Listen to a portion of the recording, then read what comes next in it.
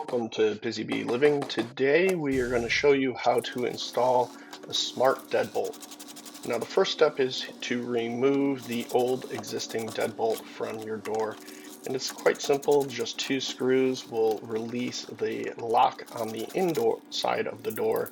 And then you can easily push out the exterior lock and then come and take the faceplate off of the actual bolt here, and it will allow you to slide the interior out.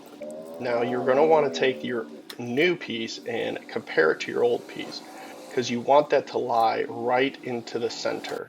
And it's just a simple little twist that will extend that out.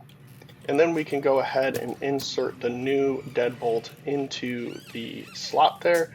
And we're going to want to double check, making sure that it is dead center into the hole. Once we find that out, we can attach our screws here, and that will secure the mechanism into the slot. Now that that portion is complete, we're going to want to take the exterior portion of it and pay attention to this little notch that comes up. You're going to want to make sure that that is on the right and center, and then you can slide it into the little groove that is made on the actual lock itself. Once you have that secured in there, we can turn our attention to the interior, and we're going to grab the mounting bracket.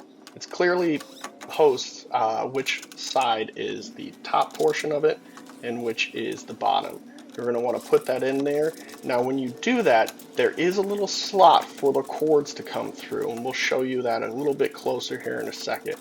But you just want to make sure that those bolts are nice and secure, and then the lock is actually nice and straight before you completely tighten those down.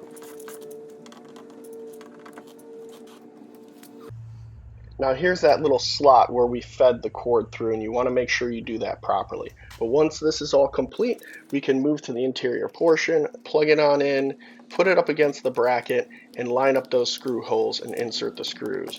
Now the screw holes are a little bit deeper, so you might need to switch a screwdriver like myself here. And then we're going to want to make sure that the mechanism is working once we tighten it down. Now that taped off blue portion does have your codes and your QR code, so make sure you remember those. Now take out the little portion to insert your batteries, slide that back in, and you can put the cover on.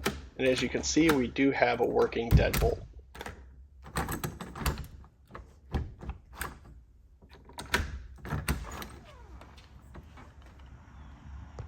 Now one last thing would be to replace this plate. You will have to drill a little bit deeper as these screws are longer, but it does make it a more secure door.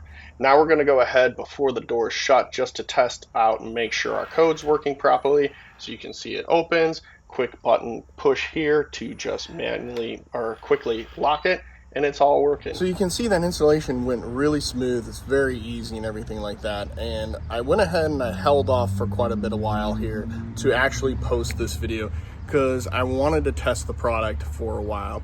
Now I can tell you we went through the fall, through the winter and the spring, and the lock is still working well. It only gave me one issue one time. Don't know what happened. It might have been a connection issue, but other than that, it's been working quite well. Now, I didn't sync it to like my smartwatch where you can just tap and unlock it. With the kids, they can just punch it in. But I will share, as you can see, it has done very well with not showing any of the finger smudges that some of the other locks will show. So it's a better security feature to it. So I've been quite happy with it. If you guys wanted to pick one of these up for yourself, I'll leave a link in the description below.